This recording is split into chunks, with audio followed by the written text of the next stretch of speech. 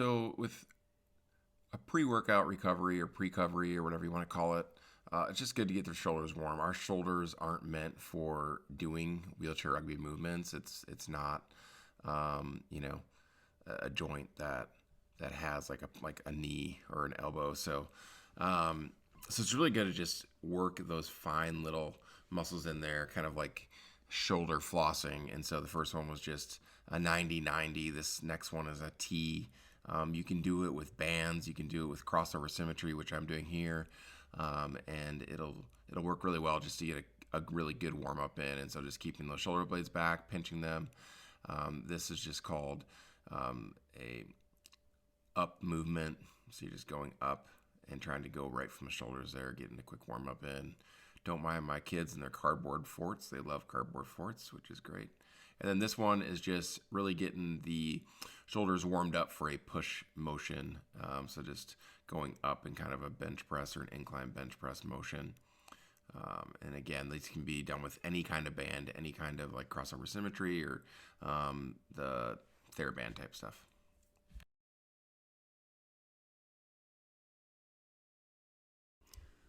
Okay, I just want to show you guys an example of just some cardio to get your body warmed up before you start exercising. So whatever you have, whether you can run and do a light jog or stair steps, or for me being a wheelchair user, I've got my hand crank here, and just obviously you can see me, I'm not going too crazy right away, and then you can go into kind of some sprint intervals where you're getting a little bit more of a workout in, you're getting your heart rate up. And so rugby is a cardio sport, a lot of strength endurance in our sport, and so you need to be able to go at a lightweight like I'm doing now, and then also get into those fast high speed ones as well. So that's kind of where you rock and roll in there. I've also got a ski erg at my house, but anything works. So like you see the Max trainer behind me, so that'll work.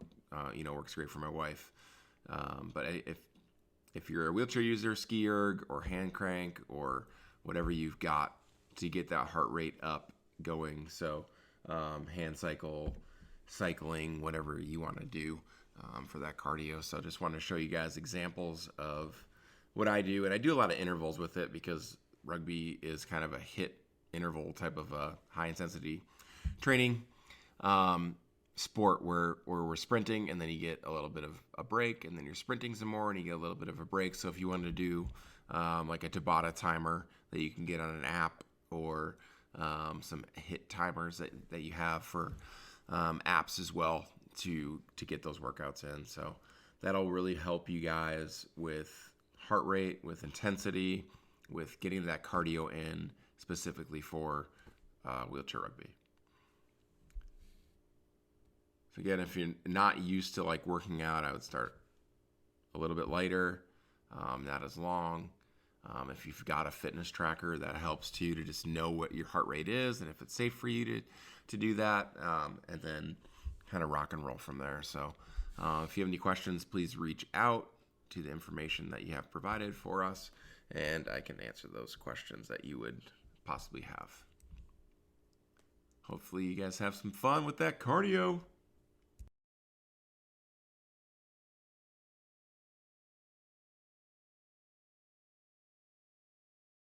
All right, so push workout. You can do this obviously in a wheelchair like I am, or from a chair seated position with just whatever chair you can find.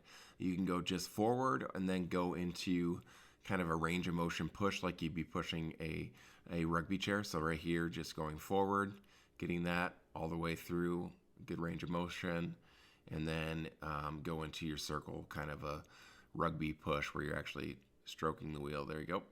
And just like that. And super light, it can be pretty lightweight. It doesn't need to be that heavy. I think I have 17 pounds of tension right here. You can go single arm or double arm. I've kind of showed you both. So depending on your level of disability or your function level, you can do both or one at a time. It doesn't really matter. So you can rock and roll with that. 3 sets of 15, and then you can go into bench press. Right here I have kind of a close grip, and it's not completely wide. I don't have a lot of weights at my house during this quarantine, and so I've got 25 pounds there. and I usually superset them to work those muscles. And so I did that for the in at 25 pounds, and then a quick rest, and then I go out into kind of a normal bench with your elbows out a little bit more, and then going up. And so you can switch the tempo in and out. So you can go, like I'm doing a tempo that's 1 up and then maybe like 1, 2, 3 down. Just if you don't have a whole lot of weight for those bench press motions, but just keep in mind to do really good form with that. Because in wheelchair rugby, everything is push, push, push, push, push. It's super important to get a lot of pulls. They can be super lightweight.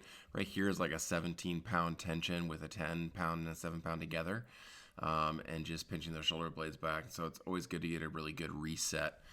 So you can't do enough pulling within this sport, and so it's just really good, especially for you athletes that are walking, which most of you guys are. It's just really good to concentrate on those shoulder movements, because your shoulders aren't going to be used to doing so much pushing in a rugby chair once you're competing. And so the first one, just simple rows, either from a high position or low position, like I'm doing now is the high position and pinching the shoulder blades back. And then this one's just going to be more with the elbow out. So you can have elbow in, elbow out, and always getting those shoulder blades back and pinched. Like there's a penny in between, you're trying to pinch them back there. So just, you can't do enough of them. They're super good to do. Usually I just like three sets of 10 before and after a workout.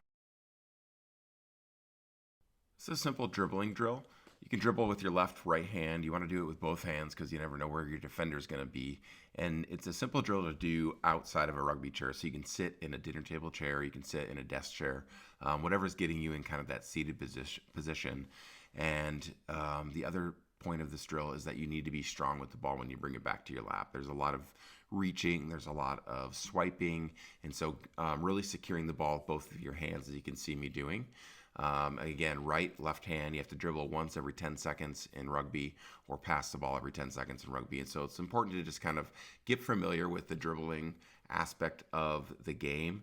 And it's something that's super simple to do after a workout. You're most tired after a workout. And so just kind of training those simple skills when you are the most tired, it makes the most sense. And so you can see at the end there, I'm just kind of slowly moving my chair. If you do have a chair to use, again, you can do this without a chair as well. This drill is called balls to the wall. It's an easy drill to do. You can do it from a seated position without a wheelchair if you need to. And what I do is I do 25 on the left hand, 25 on the right hand, as you can see me going there. And if you mess up, then you just continue and try to get 25 total. And then you get 25 with both hands up above your head. And then you do the cat and mouse game, which is 25. So you do 12 on one hand, 13 on the other, but back and forth to each other, just trying to bat the ball. And that'll just help you with your hand and eye coordination skills with the ball. Again, you can do this without a volleyball. You can do it with the basketball. What we use in rugby is called a rugby ball, but it's essentially a volleyball. And if you get any kind of molten volleyball, it'll be similar to what you'll use in competition. So if you want to pick one of those up on Amazon or whatnot, that'd be super easy for your training. This is our passing drill, another one that's really simple to do, especially after cardio. So if you're going for a run, or you're on your rower, or you have a ski erg, or if you have a sports chair and get a push in, do this after when you're more tired. It makes more sense to do when you're tired, and so you can kind of learn those skills when you're fatigued. You do not need a rugby ball. I just threw my rugby ball away and picked up my kid's basketball, and so it's a little heavier. So you're going to get a little bit of that like medicine ball kind of work as well. Or you could use a medicine ball. Like I wouldn't use anything over an 8-pound, 10-pound, something like that. But definitely to train those chest passes would be fun. And then going to your right, left hand as well. So normally you're not going to need to like work on your weak hand for, if you're right-handed, you don't need to really work on your left hand. But at the same time, it's good to get familiar with both sides of the chair, because when you're in rugby and someone's defending you, you might not have access to your left hand when you're throwing it, and need to try to throw with your right, or vice versa. You might not have access to your left hand and you're throwing it with your right hand. And so it's important to just kind of get both sides of the chair. Again, this is one that you do not need a sports chair for. You can sit down in a dinner table chair, a desk chair, whatever's getting you in that seated position is really important, so you can actually get that work in from the seated position, because obviously throwing is a lot different standing than it is sitting. Throwing accuracy. This is a fun one to do. We just set up frisbees and some rings in the garage to kind of throw at. For me, I do a lot of chest passing, but you guys will probably do a lot of right-handed, left-handed chest passing. And so it's just something super simple to do. If you have a wall, if you have rings or cones or whatever to throw at, or a person to throw at, have them hold up a hand, or have them hold up a left hand, or hold up a target for you to pass at, and just getting that throwing accuracy down. I think this is another one that's super simple to do after a workout. So again, I stress a lot about doing the throwing mechanics before or after a workout. It's good to get that fatigue, or it's good to get that right into a workout. Maybe just warming up, doing some tosses, doing some throws. Again, right hand, left hand, chest pass. You're going to use a lot of these during a rugby game where there's a defender on your left hand, so you can't throw with your left hand, or a defender on your right hand, so you can't throw with your right hand. So mixing up those passes are super important. This is post-workout, and so again, just doing simple pull downs right here, where you're keeping your elbow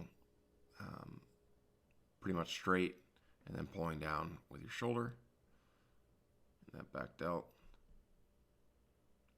I'm probably going a little too fast. I could probably slow down and go a little bit slower, so I apologize for that. But so that's just a great post-workout to do. You can even do it pre as well. This one is post with the back exercise, pinching those shoulder blades back together, and just getting those classic rows, elbows out, and pinching the shoulder blades together. And it's just the same movement from the front. And this is like a Y, and in the Y, you're just trying to get those hands all the way up, and the Y, like a YMCA. Little dance move action. And pinching the shoulder blades back together. You can do one arm, two arms at a time. This is a 90-90 from a low position, so we did 90-90 from a high position as well. I usually like to do it better in the low position. You just get a little bit more range of motion, and so you get 90 degrees there, and then bring your hands up. You can do it one arm at a time if you want to, or both arms. Again, any kind of resistant band that you can get from your local sporting goods store or Amazon, or crossover symmetry is what I have here. Internal, external rotation. Most of you guys probably know about this, but it's super important to do when you're doing workouts with your shoulders and you're pushing with your shoulders constantly. Our rotator cuffs take a lot of beating, and so just making sure that we're being nice to them and doing internal, external rotation. So like 2 sets of 15 post recovery would be awesome. You can do it pre-workout as well if you'd like to. But think of like having like a towel or like a roller in between your elbow and your body. You actually want your elbow a little bit out a little bit, and then rotate in or out depending on if you're doing internal or external.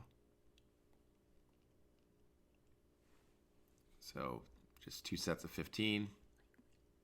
Lightweight. Do not be Mr. Muscle Man or Mrs. Muscle Woman with this. I have 3 pounds of tension right here with the band, or you can do it with any light TheraBand.